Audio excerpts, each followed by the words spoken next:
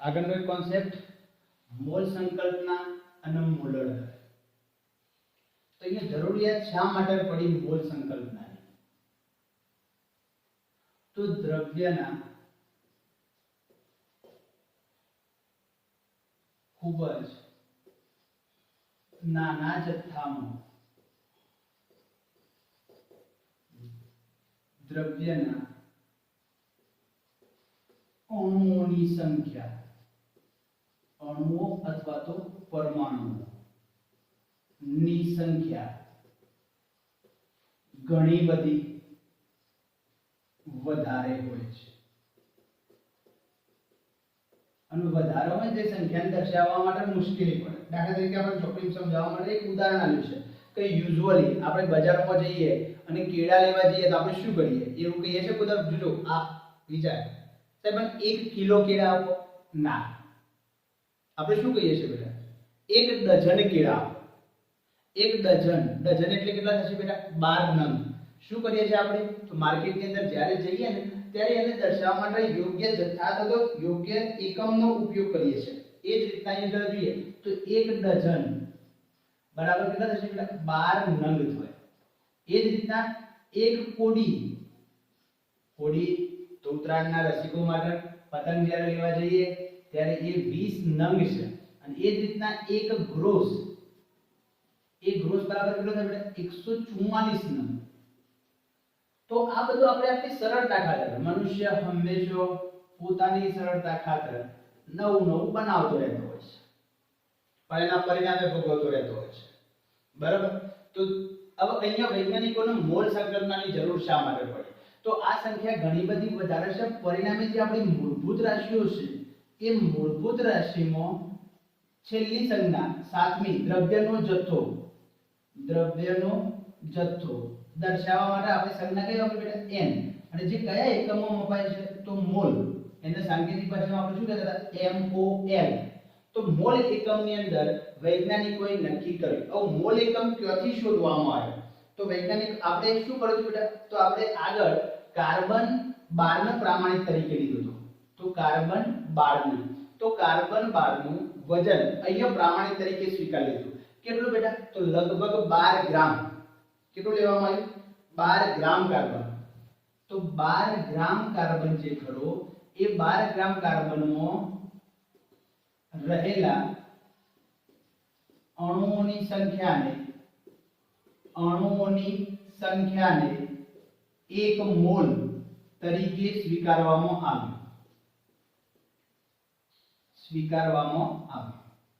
આ એક ડેટા સ્વીકાર લેવામાં આવ્યો. હવે ક્યાંથી લાયા? તો એના આધારે જરા શોધીએ. અને એની વેલ્યુ કેટલી? તો મૂળની અંદર રહેલા ઘટક કણની સંખ્યા, હવે કાર્બન 12 માં રહેલા ઘટક કણની સંખ્યા શોધવી છે. તો કાર્બન 12 માં રહેલા ઘટક કણની સંખ્યા મારે શોધવી છે. તો શું કર્યું બેટા? તો કાર્બનનું પરમાણુ અંદર કેટલું હતું? 12 ગ્રામ પર મોલ. તો પાછળથી હું લખતો નથી. અને દ્રવ્યમાન સ્પેક્ટ્રોમીટર વડે, દ્રવ્યમાન સ્પેક્ટ્રોમીટર વડે કાર્બન 12 નું પરમાણુ દર ગ્રામમાં નક્કી કર્યું. કેટલું બેટા? 1.992648 ગુણ્યા 10 - 23 ગ્રામ. કેટલું નક્કી કર્યું બેટા? 1.992648 ગુણ્યા 10 - 23 ગ્રામ. તો એને વડે આપણે ભાગી દઈએ તો કાર્બનનું ગ્રામમાં વજન, કાર્બનનું એક કાર્બન પરમાણુનું ગ્રામમાં વજન. અહીંયા બીજી એક શોર્ટ ટેકનિક આવે છે. અહીંયા બીજી એક શોર્ટ ટેકનિક આવે છે જો ડેટા ક્લિયર થાય તો. તો 12 ભાગ્યા 1.992648 ગુણ્યા 10 - 23 ગ્રામ. બરાબર? ચલો હવે આપણે ગલાટા કરી લઈએ જરા અહીંયા. તો 12 ભાગ્યા 1.992648 બરાબર 6.022 1373. હવે ડેટા આવે છે બરાબર ગુણ્યા 10 - 23 ઉપર એટલે +23. હવે આ સંખ્યા તો બહુ લાંબી છે, તમારી ટેક્સ્ટબુક ની અંદર લખીને આપી છે. હવે 23 સ્થાન ખસેડી દેવાના. 1 2 3 4 રીતના 23 સ્થાન ખસેડી પાછળ ખૂટતા એટલે શૂન્ય મૂકતા જાઓ તો તમારો જવાબ આવશે. પણ વૈજ્ઞાનિકોએ શું કર્યું? તો એને રાઉન્ડ ફિગર કરી.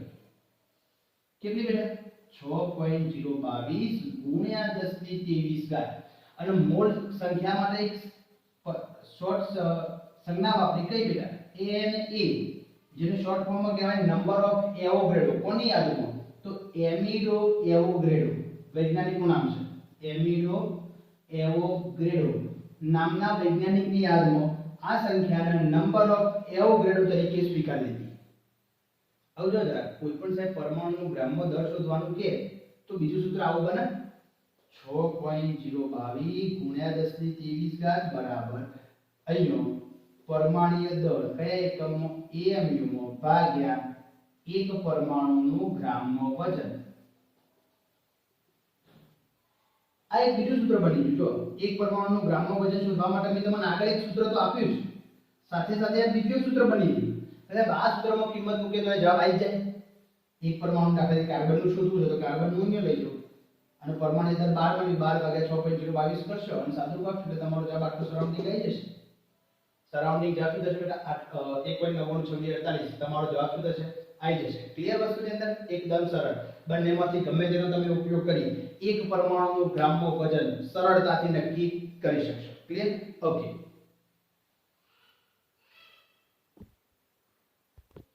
ચલો બેટા આગળનો કોન્સેપ્ટ મોલર દળ. તો મોલર દળ શું છે? તો એક મોલ પદાર્થનું ગ્રામમાં દર્શાવેલ વજન, ગ્રામમાં દર્શાવેલ વજનને શું કહેવામાં આવતું છે બેટા? મોલર દળ કહે છે. વાસ્તવમાં મોલર દળ બીજું કોઈ નહીં બેટા આપણું આણ્વીય દળ છે. હાઇડ્રોજન માટે સોરી પાણી માટે તમારી ચોપડીમાં આપ્યું છે 18, પણ અહીંયા ડેફિનેશન આપી છે તો આપણે ડેફિનેશનની ચર્ચા કરી લીધી. આવું જુઓ જરા અહીંયા. તો એનો મતલબ એક મોલ પદાર્થ હોય તો એનું વજન કેટલું થાય એના મોલર દળ જેટલું. હવે કોમ્પિટિટિવ એક્ઝામમાં શું થાય છે તો એના કોન્સેપ્ટો અથવા તો સ્ટોકિયોમેટ્રી પાછળથી તમારે લિમિટેડ રિએજન્ટ નક્કી કરવાનું આવશે એ વખત જરૂર પડશે. હવે અહીંયા જી નીટ માટેનો એક ટોપિક મૂકું છું. જી નીટ માટેનો જરા અહીંયા ધ્યાન રાખજો. અહીંયાથી શું થશે સાહેબ? આની સંકલ્પનાઓનો ઉપયોગ ક્યાં થાય તો જો આ જે પુસ્તક દોરું છું ને આખો સમજાવવા માટે અહીંયા જે સમજાવું છું એ ઠેઠ 12મા ની અંદર આપણી બોર્ડમાં ગણો, ગુજકેટમાં ગણો અથવા તો કોમ્પિટિટિવ એક્ઝામમાં ગણો એની અંદર ઓના આધારિત ક્વેશ્ચન પૂછાતા જ હોય છે. એટલે જરા જોજો. તો અહીંયા જરા જોઈએ તો એક મોલ જથ્થો, તો એક મોલ હોય તેનું જે વજન ખરું, એક મોલ પદાર્થનું વજન એ મોલર દળ અથવા તો કેટલું બને બેટા? આણ્વીય દળ જેટલું બને. આ શું બને બેટા? વજન. આ ધ્યાન રાખજો. એ જ રીતના એક મોલ પદાર્થ હોય તેની અંદર ઘટકની સંખ્યા કેટલી હોય તો 6.022 ગુણ્યા 10 ની 23 ઘાત. અને એ જ રીતના વાયુઓ માટે, કોના માટે બેટા? વાયુઓ માટે એનું કદ STPA કેટલું થાય? 22.4 લીટર અથવા તો 22400 ml. પણ આ કન્ડિશન વાપરી શકાય, પણ રિમાર્ક કન્ડિશન મૂકું છું બેટા. જોજો શું કહું છું. ક્યારે? તો રકમની શરૂઆત STPA થતી હોય તો જો આ બધાનું સાંકળી લો અંદર શું થશે ભાઈ? એક મોલ હોય તો આણ્વીય દળ જેટલું વજન હોય તો એક મોલ હોય તો આટલા ઘટક કણ હોય તો આ બંનેના મૂલ્યો કેવા બનવાના? સમાન. એટલે જો તમે મોલ ઉપરથી આણ્વીય દળ ઉપર જઈ શકશો અને આણ્વીય દળ પરથી મોલ ઉપર આવી શકશો. એ જ રીતના આણ્વીય દળ પરથી અણુ તરફ જઈ શકશો નીચેનું ગીર, અને અણુ અથવા તો પરમાણુની સંખ્યા પરથી આણ્વીય દળ તરફ. એ જ રીતના બીજો કોન્સેપ્ટ એક મોલ હોય તો અણુ તરફ જઈ શકશો અને અણુમાંથી કોના તરફ જઈ શકશો? મોલ તરફ. હવે એક મોલમાંથી તમે કદ તરફ જઈ શકશો અને કદમાંથી સંખ્યા તરફ, તો સંખ્યાથી કદ તરફ આવી શકાય. એ જ રીતના કદથી પાછું મોલ તરફ જઈ શકાય. હવે એક સંબંધ બાકી રહી ગયો. એક મોલ બરાબર આ હોય, એક મોલ બરાબર આ હોય તો આ બંને વચ્ચેનો સંબંધ પણ તમે નક્કી કરી શકશો. હવે ના આધારે કેટલાક ઉદાહરણ, એક જ ઉદાહરણ લઉં દરેક માટે હું એક ઉદાહરણ લઉં છું. હવે કોઈ પણ પદાર્થના મોલ શોધવા છે. શું શોધવું છે બેટા? મોલ. તો મોલ શોધવા હોય તેના માટે આપણે સૂત્ર વાપરશું વજન ભાગ્યા આણ્વીય દળ. કયું સૂત્ર વાપરશું બેટા? મોલ બરાબર વજન ભાગ્યા આણ્વીય દળ. હવે અહીંયા જો હું એપ્લાય કરું છું, શું એપ્લાય કરું છું? એક જ દાખલાની અંદર આ બધા જ દાખલાની અંદર હું એપ્લાય કરવા માંગુ છું. સાહેબોના ઘણા બધા દાખલા બને, દરેક દાખલાની અંદર એપ્લિકેશન જેની જરૂર હોય એની જ કરવાની થાય પણ હું અહીંયા શું કરું છું, એક દાખલાની અંદર બધી જ જો શક્ય એટલી આવરી લેવા માટે પ્રયત્ન કરું છું. એવું લખું છું કે 2 ગ્રામ હાઇડ્રોજન વાયુનો રહેલા, હવે જો શું શું શોધું છું, અણુ સંખ્યા, પરમાણુ સંખ્યા,